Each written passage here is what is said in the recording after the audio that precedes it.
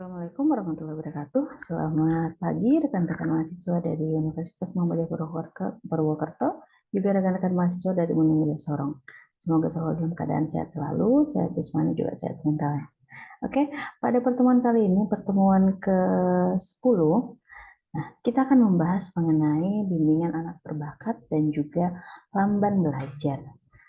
Silakan teman-teman simak dengan baik apa yang akan saya sampaikan nanti.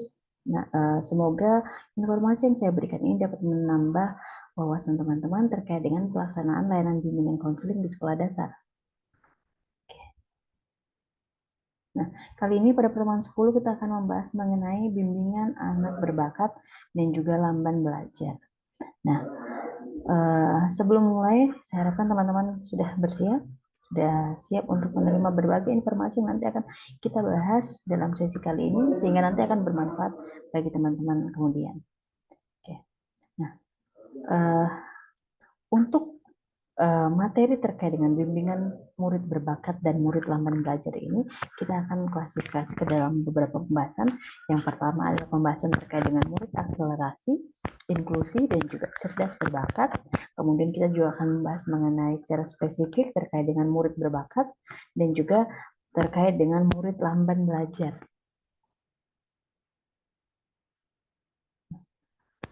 Kemampuan akhir yang nanti diharapkan dapat teman-teman peroleh, yang pertama adalah teman-teman nanti diharapkan dapat menjelaskan mengenai pengertian program akselerasi di sekolah dasar, menjelaskan pengertian dari cerdas istimewa dan bakat istimewa, mampu menjelaskan terkait dengan pengertian program inklusi di sekolah dasar, juga menjelaskan terkait dengan pengertian murid berbakat, menyebutkan masalah-masalah yang dihadapi oleh murid berbakat, menyebutkan berbagai upaya-upaya yang dapat dilakukan, dan juga menjelaskan terkait dengan tadi murid lamban belajar, juga masalah-masalah yang mereka hadapi, dan upaya-upaya apa saja yang dapat membantu membimbing murid-murid tersebut. Oke,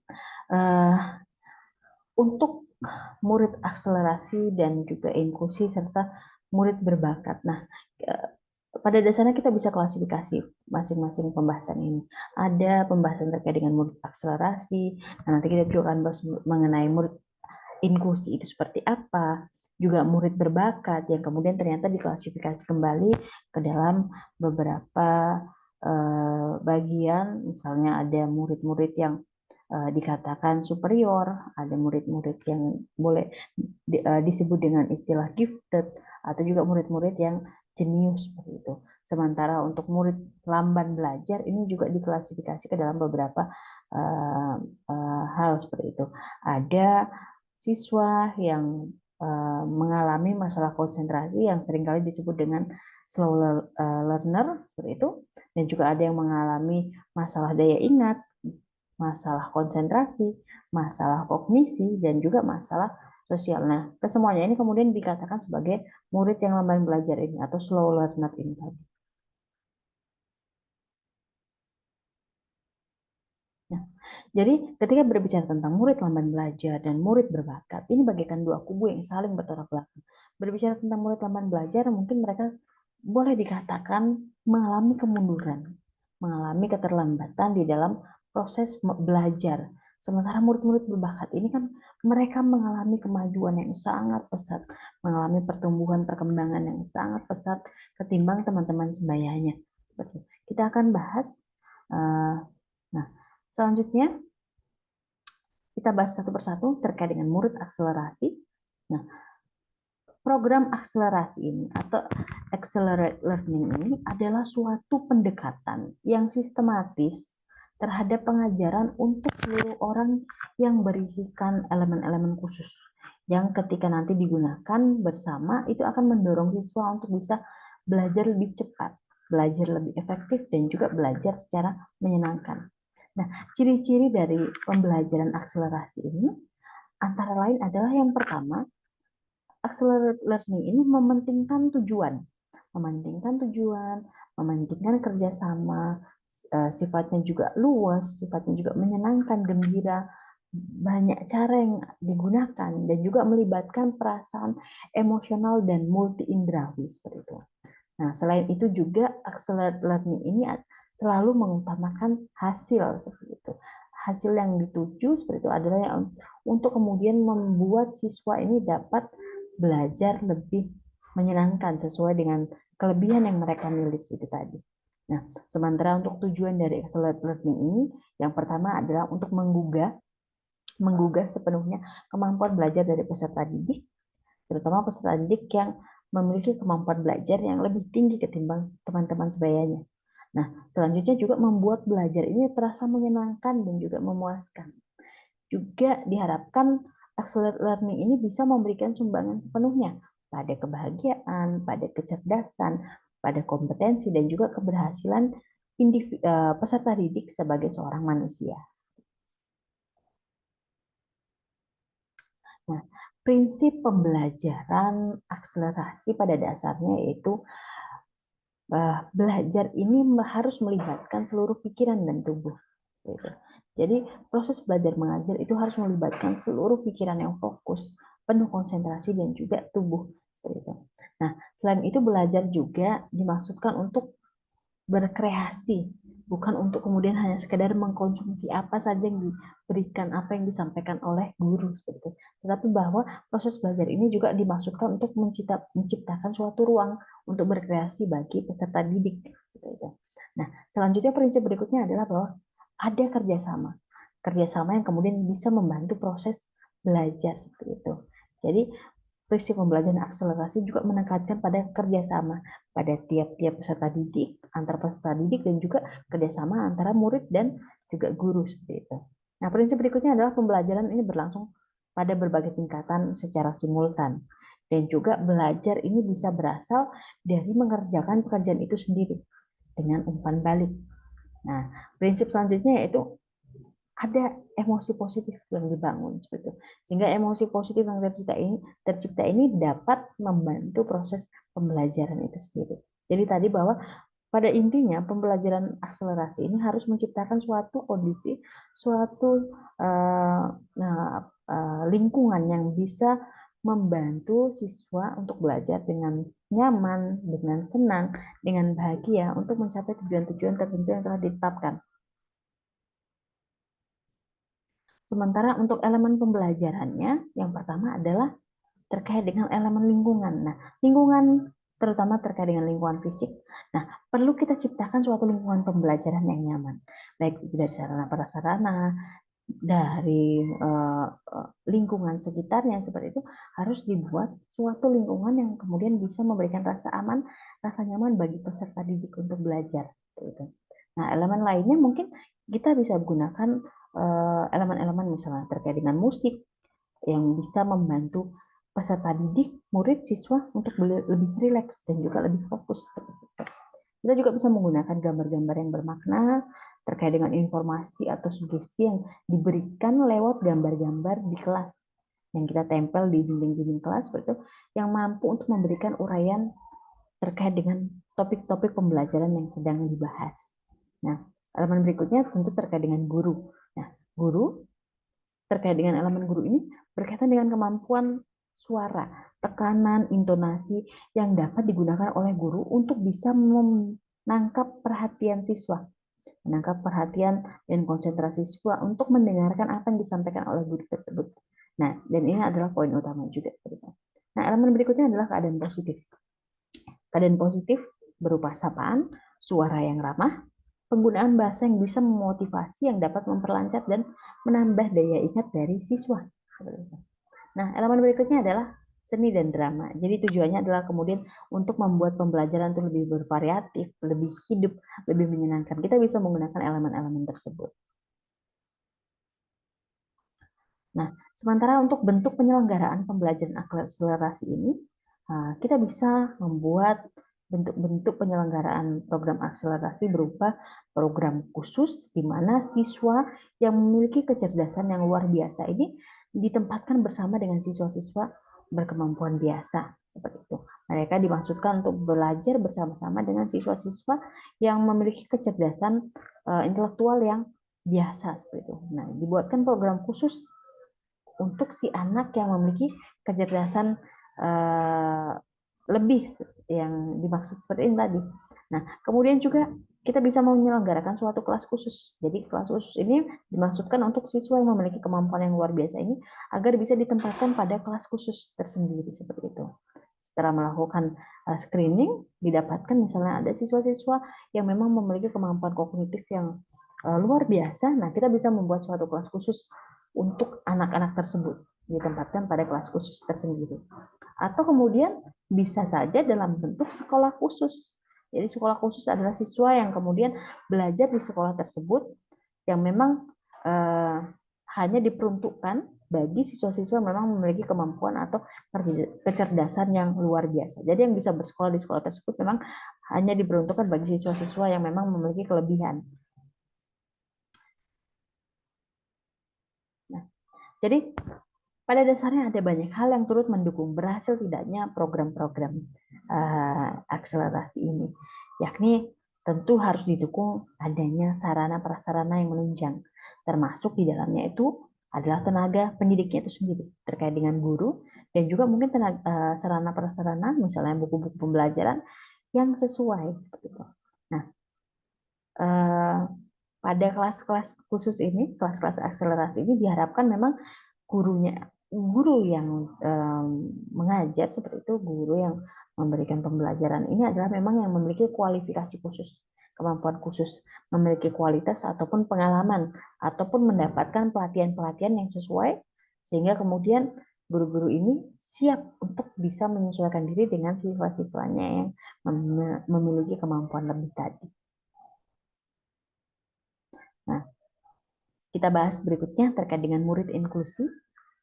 Nah, setelah membahas mengenai murid akselerasi, nah, pendidikan inklusi. Pada dasarnya pendidikan inklusi ini adalah suatu bentuk pelayanan pendidikan bagi anak-anak berkebutuhan khusus yang dimaksudkan untuk dapat belajar bersama-sama dengan anak-anak normal lainnya, yang bertujuan tentu untuk mengoptimalkan potensi yang ada pada diri tiap-tiap peserta didik tersebut. Nah, sementara untuk klasifikasi, kalau kita berbicara tentang anak berkebutuhan khusus, nah, tentu ada klasifikasinya tersendiri. Ada kemudian anak-anak yang digolongkan kepada bentuk-bentuk tunanetra, tunarungu, tunawicara, tunadaksa, tunaganda. Ini berkaitan dengan kecacatan fisik seperti itu. Ada juga anak-anak yang diklasifikasikan ke dalam bentuk tunagrahita atau autisme. Nah, ini biasa berkaitan dengan kecacatan atau kelainan kognitif misalnya. Ada juga anak-anak yang diklasifikasi ke dalam bentuk tunalaras, korban penyalahgunaan narkoba, HIV/AIDS, seperti itu.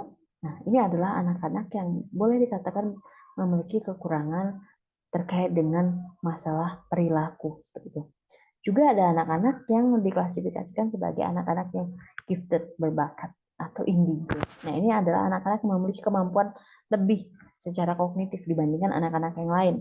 Ada juga anak-anak yang diklasifikasikan sebagai anak-anak yang berkesulitan belajar atau lamban belajar. Ini biasa berkaitan juga dengan kelemahan kognitif seperti itu, memiliki mungkin tingkatan intelijensi yang di bawah rata-rata.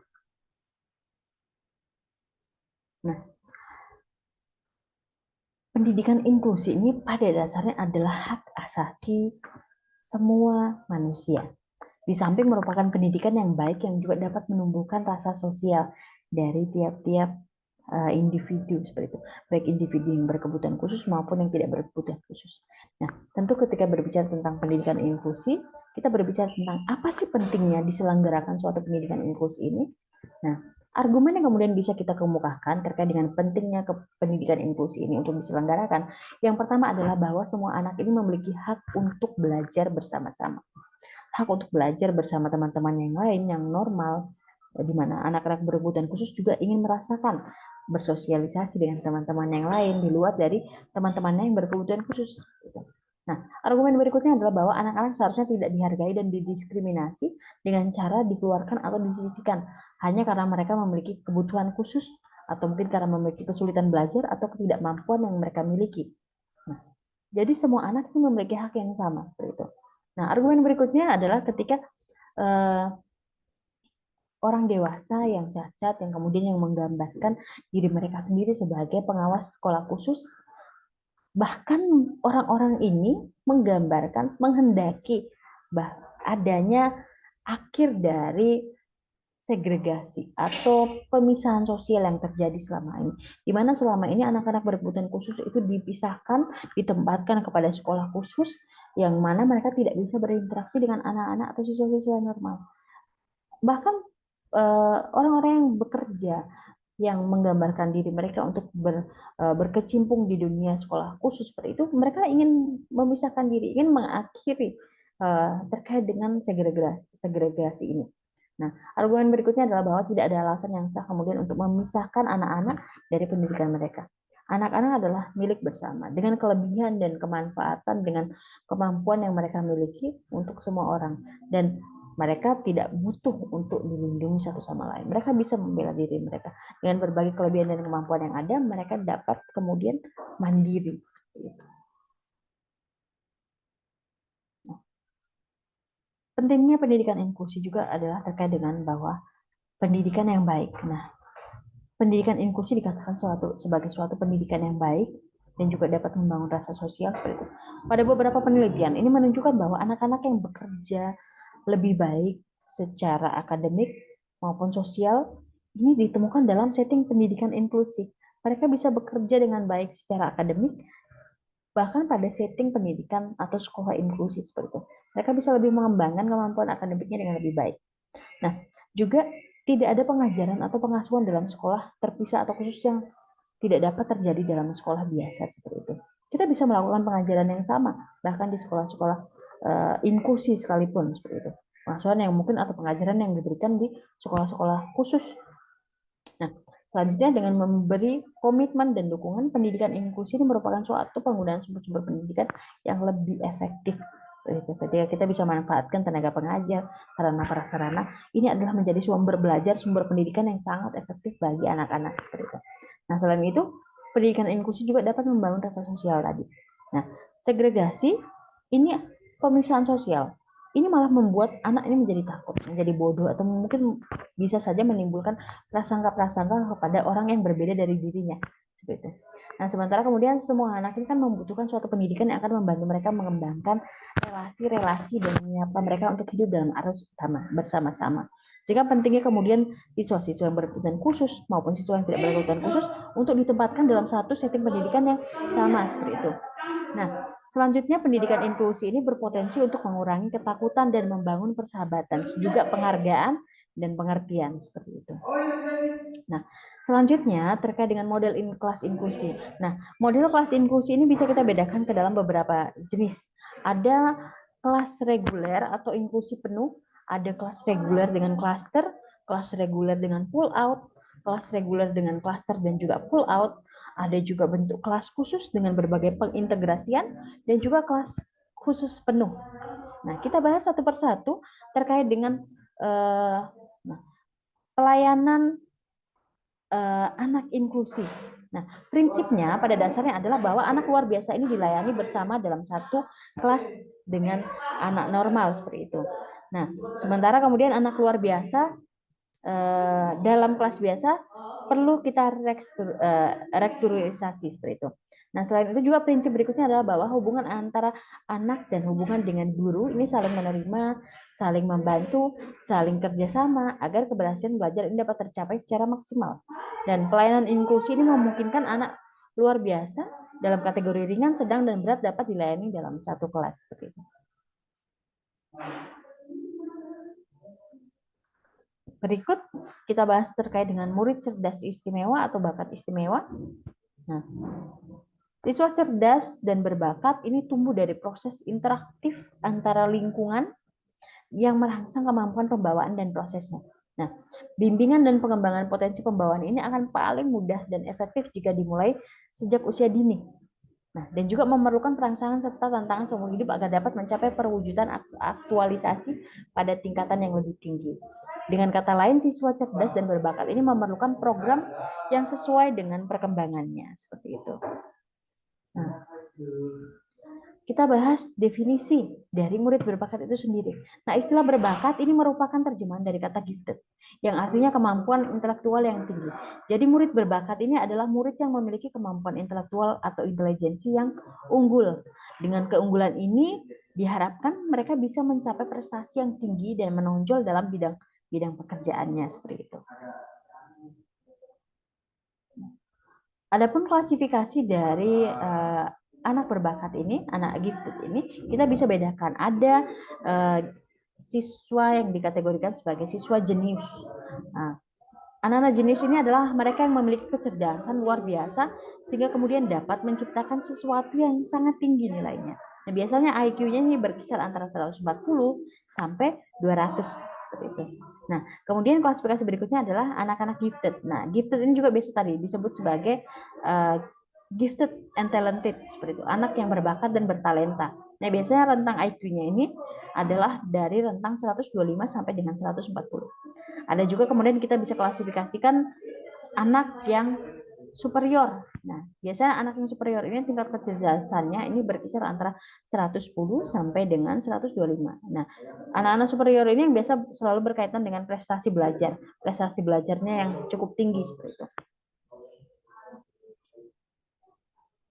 Sementara untuk karakteristiknya, nah, kita bahas yang pertama, karakteristik dari anak-anak jenius.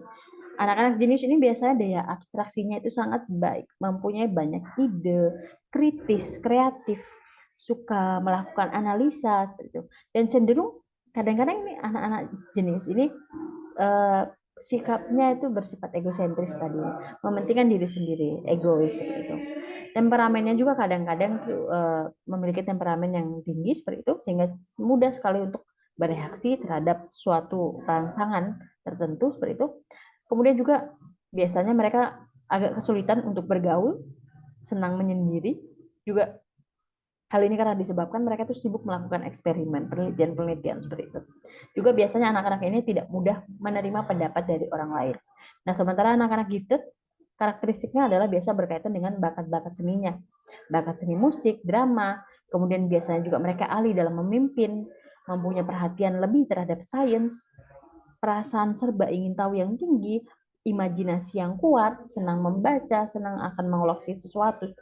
Sementara untuk anak-anak superior, karakteristiknya adalah mereka dapat berbicara lebih dini pada masa usia kanak-kanaknya seperti itu. Mereka juga dikatakan membaca lebih awal, sering juga mengerjakan pekerjaan sekolah dengan lebih mudah dibandingkan teman-temannya, memiliki perhatian yang lebih dari teman-teman sebayanya karena kepintarannya itu, dan juga ya dikatakan bahwa mereka memiliki intelijensi yang tinggi, komitmen untuk menyelesaikan tugas yang tinggi, dan juga memiliki kreativitas yang tinggi atau sering dikatakan high intelligence, high task commitment, and high creativity. Seperti itu. Nah, selanjutnya terkait dengan ciri-ciri murid berbakat. Nah, murid berbakat pada umumnya ini memiliki ciri-ciri seperti yang ada di bawah ini. Yang pertama, biasanya mereka memiliki kemampuan yang tinggi dalam bidang penalaran. Tadi, berpikir abstrak, pengambilan kesimpulan dari fakta-fakta, dan memahami pengertian serta melihat berbagai hubungan antar suatu hal. Nah, selain itu juga mereka memiliki ciri-ciri yang pertama yaitu memiliki rasa ingin tahu yang lebih besar seperti itu. Cepat, mudah menerima pelajaran, bisa memusatkan perhatian dan juga tekun, serta memiliki minat yang lebih besar dibandingkan teman-teman yang lain. Juga biasanya mereka memiliki lingkup perhatian yang lebih luas yang memungkinkan mereka dapat memecahkan berbagai persoalan-persoalan. Selain itu juga mereka memiliki perbendaharaan bahasa yang lebih banyak, lebih baik dari murid-murid yang lain yang seusia dengan diri mereka. Nah, selanjutnya juga mereka memiliki kemampuan kerja yang mandiri, yang efektif, belajar membaca bahkan sebelum masuk usia sekolah, memiliki pengamatan yang lebih tajam, lebih teliti, juga biasa menunjukkan inisiatif dan originalitas dalam kerja intelektual. Biasanya juga mereka menunjukkan ketajaman perhatian dan juga memberikan tanggapan yang cepat terhadap berbagai gagasan-gagasan baru, memiliki kreativitas yang tinggi dalam berpikir, yaitu untuk memunculkan ide-ide baru seperti itu. Juga memiliki kemampuan yang menonjol untuk mengarahkan, untuk mempengaruhi orang lain seperti itu, agar bertindak sesuai dengan harapan dari kelompoknya. Nah, selain itu juga biasanya mereka ini memiliki prestasi-prestasi istimewa dalam bidang-bidang, terutama bidang-bidang seni seperti itu. Nah, selanjutnya terkait dengan masih berkaitan dengan ciri-ciri murid berbakat seperti itu.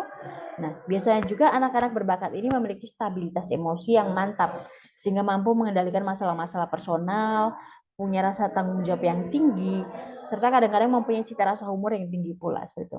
Nah, selain itu juga mereka memiliki kemampuan daya ingat secara cepat seperti itu, memiliki perhatian yang besar terhadap sifat-sifat dasar manusia dan alam semesta, memiliki daya imajinasi yang luar biasa, mudah memahami petunjuk dan arahan, cepat dalam membaca, memiliki bermacam-macam hobi, juga memiliki minat baca yang besar meliputi berbagai disiplin ilmu yang ada seperti itu.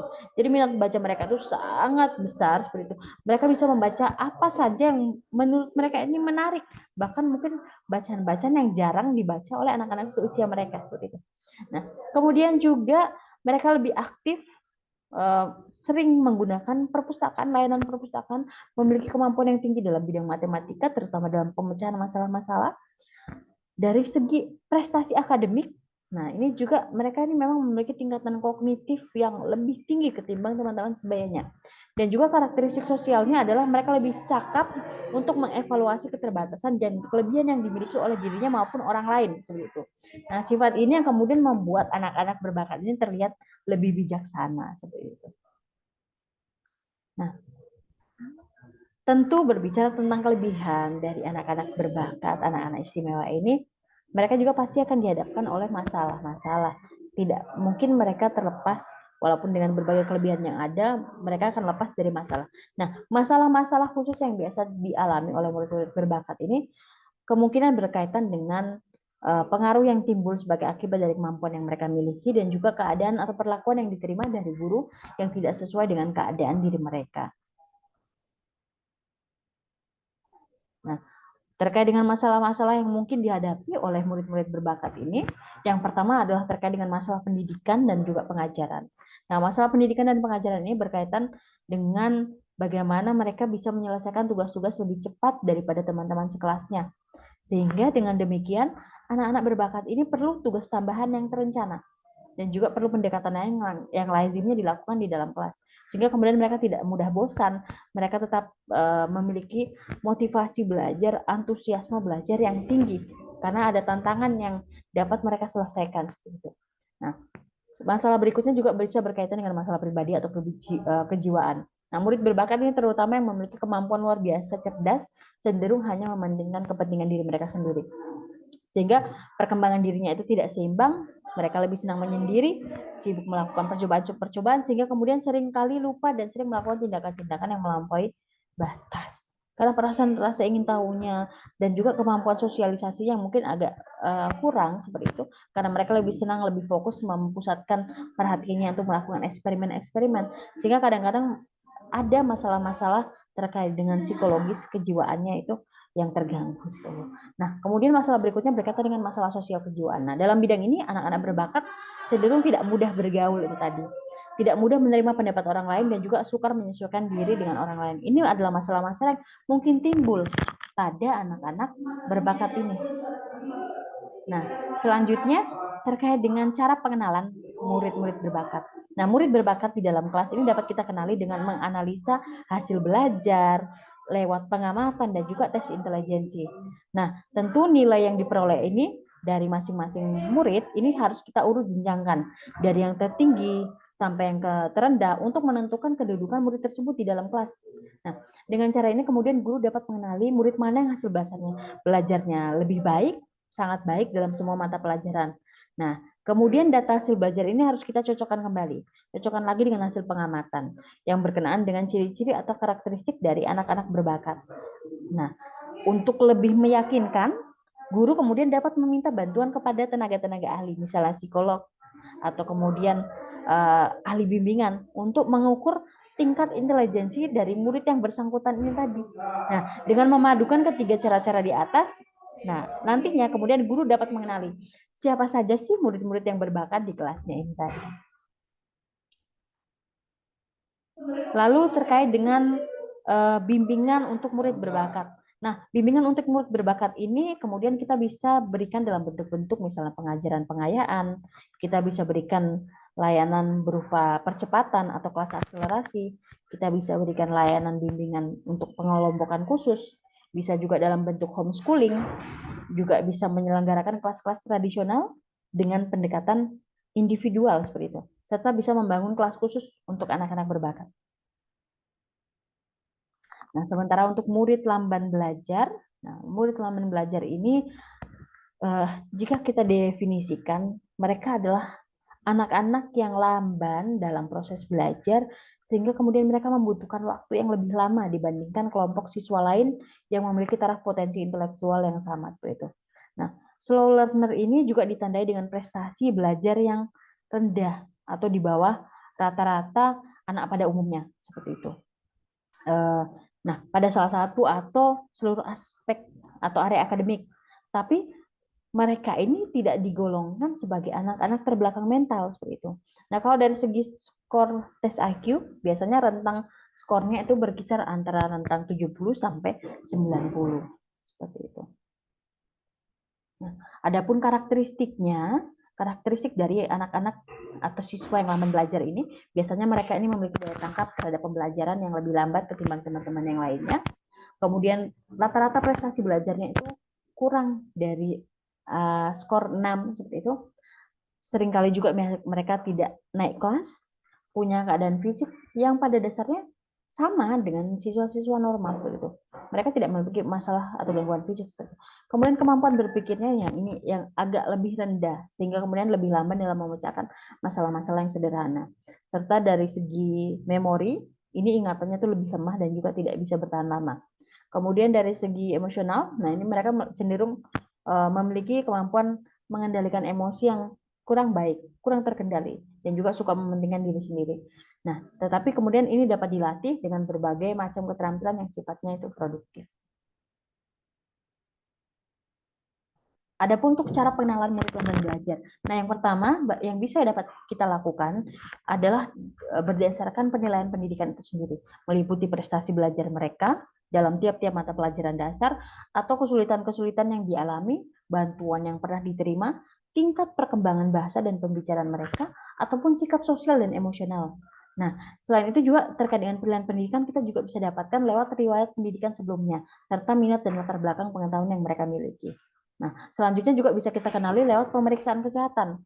Misalnya meliputi keadaan kesehatannya secara umum, penyakit-penyakit yang pernah mereka derita, fungsi pendengaran, penglihatan, hidung, tenggorokan, dan sistem sarafnya seperti itu, ataupun lewat pemeriksaan psikologis, misalnya meliputi kualitas berpikir, kekuatan dan kelemahan intelektualnya, ataupun sikap dan sikap-sikap pribadinya seperti itu.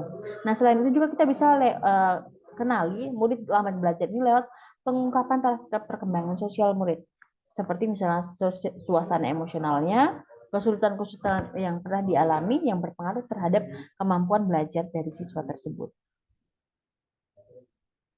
Nah, masalah yang dihadapi oleh murid lamban belajar. Nah, masalah-masalah khusus yang mungkin dihadapi oleh siswa yang lamban belajar ini adalah berkaitan dengan keterbatasan mereka terkait dengan kemampuan yang mereka miliki. Nah, masalah pokok yang dialami oleh murid lamban belajar ini adalah keterlambatan belajar itu sendiri sebagai akibat dari keterbatasan kemampuan yang mereka miliki.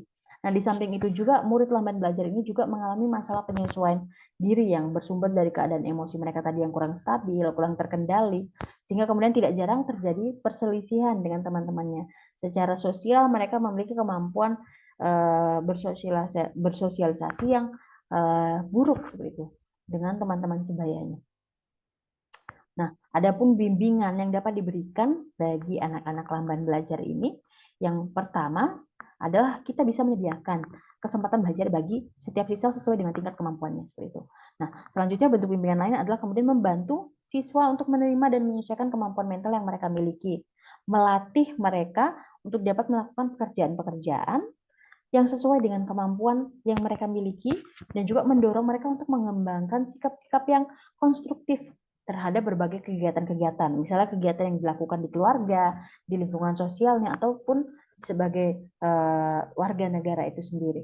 Nah, selanjutnya bentuk dukungan lain yang bisa kita berikan, bimbingan lain yang bisa diberikan adalah terkait dengan isi materi yang kita bisa ulang terus-menerus, materi yang terus diulang berulang kali seperti itu. lebih banyak dibandingkan teman-teman sebelumnya. Kita bisa memberikan satu materi tertentu dengan pengulangan-pengulangan yang lebih banyak ketimbang teman-teman yang lainnya, sehingga kemudian mereka dapat mengingat, lebih memahami apa yang disampaikan seperti itu. Kemudian juga waktu materi pembelajaran, baiknya itu jangan terlalu panjang, atau tugas-tugasnya itu harusnya mungkin bisa kita kurangi, berikan tugas-tugas pekerjaan rumah yang lebih sedikit ketimbang teman-temannya. Nah, selain itu juga lebih baik menanamkan pemahaman terhadap suatu konsep daripada harus mengingat. Seperti itu. Lebih baik kita memberikan pemahaman ketimbang harus mengajarkan mereka untuk mengingat suatu.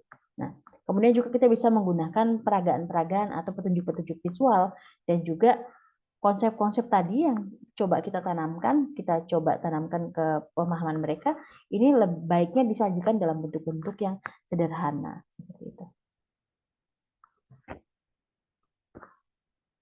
Nah, selain itu juga kita bisa mendorong mereka untuk berkompetisi dengan anak-anak yang memiliki kemampuan yang lebih tinggi seperti itu.